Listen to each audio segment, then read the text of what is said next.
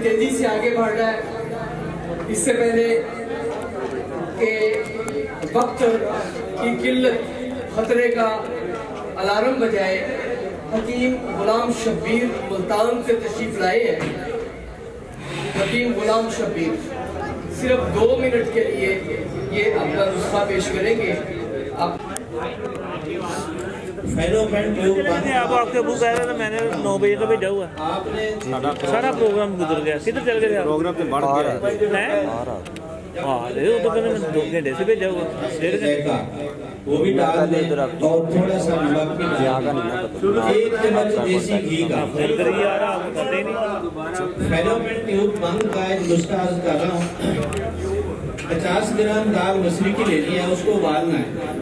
उबालने के बाद उसमें हस्बे जरूरत काली मिर्चें डाल देनी है और थोड़ा सा नमक।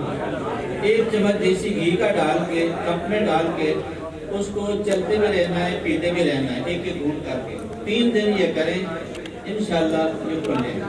जितने भी बंद चुके हैं दाल मसूरी 50 ग्राम ले लें, उसको उबाल लें। उबालने के बाद हस्बे जरूरत काली मिर्च डाल दें और थोड़ा सा नमक।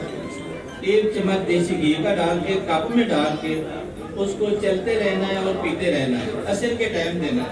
3 दिन ये करना है, बिल्कुल ठीक हो जाएंगे, खुल जाएंगे। उसके बाद मेरे बुजुर्ग बैठे हैं, मोहम्मद शफी सालिक साहब, उन्होंने एक सोकड़े का नुस्खा दिया है, बच्चों के सोकड़े का।